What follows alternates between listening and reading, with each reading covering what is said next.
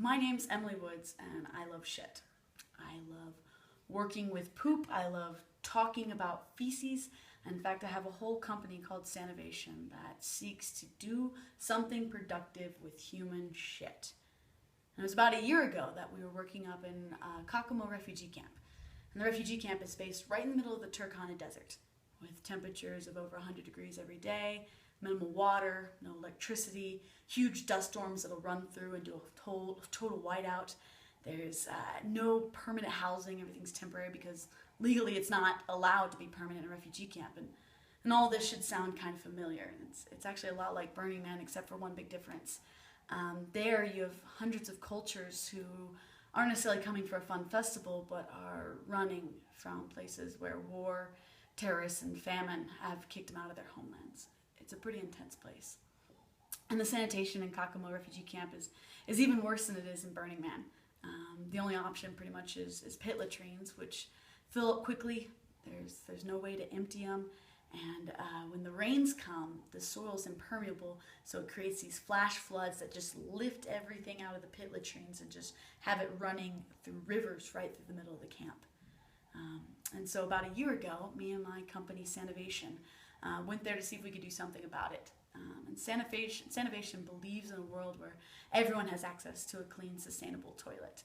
And we do this by creating an entire sanitation cycle that's modular, low cost, and actually uses solar energy to treat, and then convert human feces into a reusable end product, solid burning fuel. So we were up there a year ago, and it was pretty hard at first. It was very frustrating, very stressful days. We were trying to teach an entire sanitation cycle in less than a week to these refugees. And I remember one specific day my co-founder was out, and I was very frustrated and stressed, and I came back at about 2 o'clock to the site where we're supposed to have about 7 workers, and just found our site manager, Hassan. And I was pretty upset, and I was like, Hassan, where is everyone? And he's like, oh, you know, the normal. One person lost their goat, one person has malaria, one person has arguing with the police.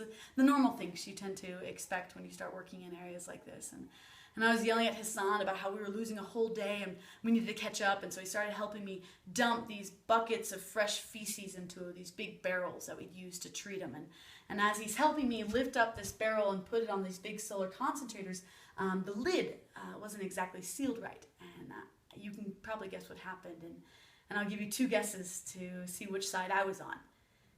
Yeah, full shit shower from head to toe. And I told you I was already frustrated and stressed, and then this happened. Refugee raw feces covered all over me. And I did what anyone else would do, your only option at that point. I started laughing, kind of hysterically. And Hassan's face was the best, because here I'd been yelling at him for the past 20 minutes, and now I'm laughing, and he had that awkward, like, ha ha, ha ha, it's funny, funny, funny, except it was also, you know, hottest part of the day, and all the water had been cut off already. So I didn't know what to do, and Hassan went and grabbed a shovel, and he started digging in the ground and started flinging dirt on me, which actually worked, you know, clumped up some of the feces, and then proceeded to scrape away the feces off my body. And, you know, mishaps like these, they happen. But it was through this learning experience and many others that we actually created a way where we provided sanitation to about 500 refugees for about 3 months in the middle of the desert. And it was really exciting. And since then, we've been based in Naivasha, Kenya. And we actually been working as a sanitation full provision service, where we actually provide in-home toilets into the people's households, and they pay a monthly fee for waste collection service. And our model kind of works like this. We build mobile, dry, urine-diverting toilets that are container-based. These toilets are serviced by a simple collection of the full buckets and replace them with empty ones, clean ones. The full buckets of feces are then treated by using solar concentration, where temperatures of about 65 degrees Celsius render waste safe and slightly dry. And this is where things get interesting. Feces, when dry, actually has a high calorific value. So we actually convert treated human feces to charcoal. And all this was done in a refugee camp in the middle of the Turkana Desert. We all know one of the worst experiences at Burning Man can be just going to the toilet. A, because everyone uses them and they don't take care of them and it gets disgusting. And B, because we all know in the back of our heads it's not very sustainable, but it's a necessary evil. Or is it? And that's the question I want to challenge you guys with tonight. What if instead camps could provide their own sanitation for their own camp?